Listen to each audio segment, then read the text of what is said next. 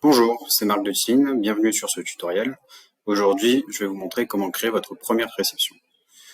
Sur l'onglet réception à gauche, vous avez le choix soit d'importer une réception à partir d'un modèle de CSV que vous pouvez télécharger ici, ou bien vous pouvez cliquer sur créer une réception. Sur cette réception, vous pouvez décider de mettre une date de réception, disons demain, attitrer un fournisseur à cette réception, y mettre son numéro de facture ou le numéro de bon de livraison.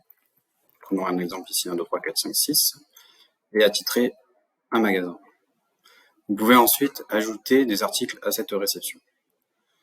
Donc en cliquant ici, vous pouvez y mettre directement les produits que vous voyez dans la liste, ou éventuellement vous pouvez faire une recherche pour retrouver plus facilement vos produits. Donc nous, on va ajouter toutes les déclinaisons de t-shirt coton. Ici, vous voyez des prix d'achat et des prix de vente déjà définis, donc qui ont été précédemment définis sur leur fiche article. Vous pouvez également y ajouter une remise fournisseur. Ensuite, vous allez rentrer les quantités sur ces déclinaisons que vous allez recevoir dans cette réception. Donc, disons, voilà, on reçoit un article pour les S et XL et 2 articles pour les M et L. On peut maintenant enregistrer la réception. Donc la réception est maintenant dans un statut brouillon. Elle peut toujours être modifiée à votre souhait. Vous avez à droite quelques informations sur la valeur de la réception, également sur le nombre d'articles que compose cette réception. Vous pouvez dès à présent imprimer les étiquettes que vous allez pouvoir coller sur les articles et ensuite contrôler la réception.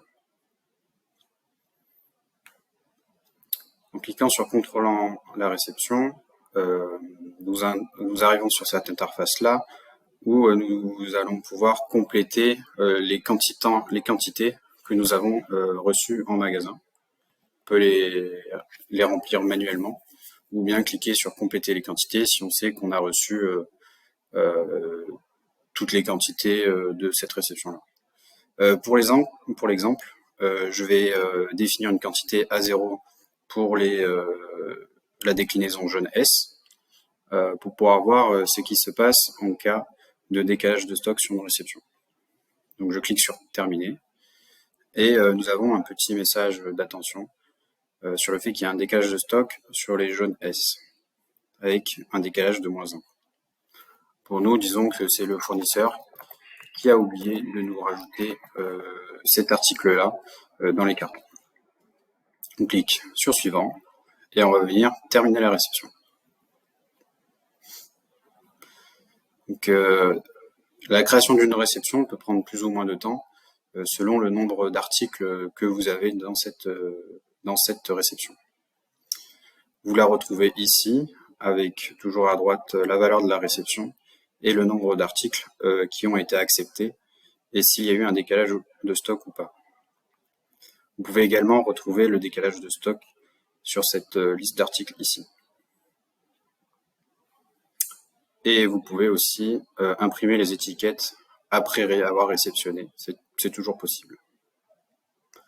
En revenant sur la liste des réceptions, on peut voir du coup que notre réception a été créée, qu'il y a un petit pictogramme pour dire qu'il y a eu un décalage de stock que vous pourrez traiter ultérieurement. Voilà, vous savez maintenant créer une réception. Et si vous voulez savoir comment créer une vente, je vous invite à aller voir la vidéo effectuer une vente. À bientôt.